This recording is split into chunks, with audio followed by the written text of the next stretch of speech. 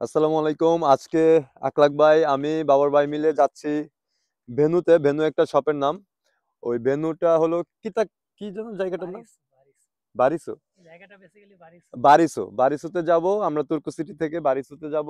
বারিসোতে venue, যে মুসলিম, এটা হলো মুসলিম একটা শপ। এখানে হালাল সব আইটেম পাওয়া যায়।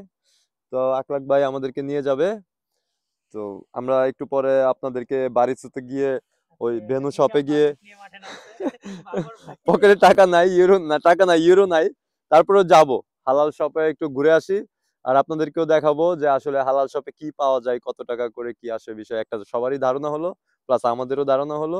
আর টুকিটাকি কেনাকাটা করব। আকলাক ভাই যা ভাবতেছে, এই যে আকলাক ভাই, আকলাক ভাই, আমরা কিন্তু লাগেজ নিয়ে আসছি কেনাকাটা করার জন্য। হ্যাঁ, এটা বলে এটা টুকটাক আসলে এক্সেপশনাল যে লাগেজ নিয়ে কেউ কেনাকাটা করতে গেছে।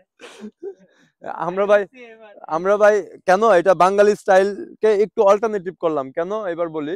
ব্যাপারটা হয়েছে যে আমরা তো আসলে যাই কিনি, কিনে রিক্সায় উঠি।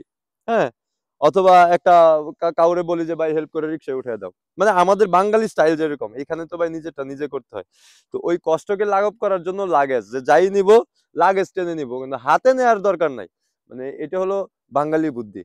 এটা আসলে ফিনিশটা পারবে না, ফিনিশটা জানবেও না, বুঝবেও না। আকলাক ভাই আজকে ফার্স্ট দেখে আকলাক ভাই একটু অবাক হয়েছে আর কি। অনেকটা অ্যারাবিক স্টাইল, হাবিবি I have lots of money, whatever I want to buy I can buy. খালি কলসি নরে বেশি, বুঝছেন? আমাদের অবস্থা তাই। এই